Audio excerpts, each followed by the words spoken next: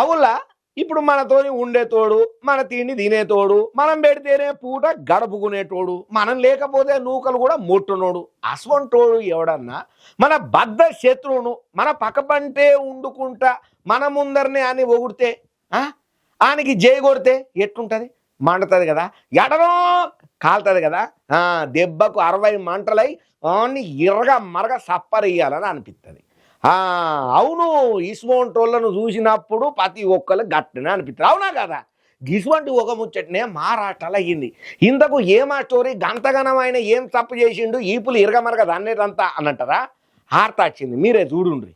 మహారాష్ట్రలో ఉన్నటువంటి మల్వన్ పట్టణంలో ఓ స్క్రాప్ షాప్ యజమాని చేసినటువంటి పనికి పెద్ద రచ చర్చకే దారితీస్తున్నది. ఇక మొన్నట్ల ఛాంపియన్స్ ట్రోఫీ 2020లో భాగంగా అయినటువంటి భారత్ పాకిస్తాన్ మ్యాచ్ ఉన్నది కదా. ఆ ముచ్చట్లల్లా కెప్టెన్ రోహిత్ శర్మ అవుట్ అయిన టైంలల్లా పాకిస్తాన్ జిందాబాద్ అనుకుంటా ఒక ఆయనే చేసిన నినాదం ఏదైతే ఉన్నదో అది ఇప్పుడు పెద్ద రచ్చకే దారితీసింది. ఇక ఈయన ఎప్పుడైతే పాకిస్తాన్ జిందాబాద్ అని అన్నాడో ఈ ఘటన అయిన మరుసటి రోజున్నే సోమవారం మల్వన్ మున్సిపల్ కౌన్సిల్ యంత్రాంగం తక్షణ చర్యగా ఆ నినాదం చేసినటువంటి వ్యక్తి స్క్రాప్ షాప్ ను బుల్డోజర్ తోని పేక మేడ లెక్క కూలగొట్టిందయ్యా. ఇక ఈ ఘటనకు సంబంధించి ఈయన షాప్ ను కూలగొట్టిన విజువల్స్ ఏవైతే ఉన్నాయో వీడియోల రూపకంలో సోషల్ మీడియాలో చక్కర్లు కొడుతున్నది. ఇక దీన్ని శివసేన నేత నిలేష్ రానే తన సోషల్ మీడియా అకౌంట్ లో షేర్ చేసుడుతోని మస్తు వైరల్ అయింది ఈ వీడియో.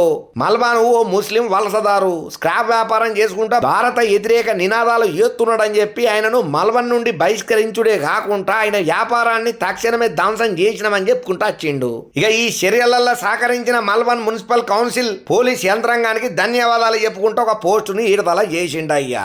ఇక ఈ ఘటనకు సంబంధించిన వీడియోలు ప్రస్తుతం సోషల్ మీడియాలో జపాన్ రైలు కంటే గిర్రా గిర్రా తిరుగుతూనే ఉన్నాయి. ఇక ఈ వీడియోలలో బుల్డోజర్ తోని స్క్రాప్ షాప్ ను ఊల్చేస్తున్న దృశ్యాలు గట్టిగానే కనబడ్డాయి. ఇక దీనికి ప్రతిఘటనగా సోమవారం నాడు ఒక బైక్ ర్యాలీని కూడా నిర్వహించి తమ అసంతృప్తిని వ్యక్తం చేసేలాగా ఇంకొంతమంది. నివేదిక ప్రకారం ఆదివారం మ్యాచ్ సందర్భంగా మహారాష్ట్రలో సింధుదుర్గ జిల్లా మల్వన్ల ఇద్దరు వ్యక్తులు పాకిస్తాన్ జిందాబాద్ అని నినాదాలు చేసుడుతోటి వాళ్లను స్థానికులు వెంటనే పట్టుకొని పోలీసు పెద్దసార్లకైతే అప్పచెప్పిండ్రయ్యా. ఇక ఈ సంఘటనతోని మల్వన్ల ఉద్రిక్తత వాతావరణం అయితే నిలబడ్డదయ్యా. పోలీసులు శాంతి భద్రతలను కాపాడేందుకు రంగంలోకి దిగిండ్రయ్యా. ఈ ఘటన మీద ఇంకా దర్యాప్తు కొనసాగుతూనే ఉన్నది. అయినా కూరకొచ్చిందా బువ్వకొచ్చిందా ఎందుకయ్యా పక్క దేశాల బంటి సప్పట్లు కొట్టి సంకలు తరిచేది?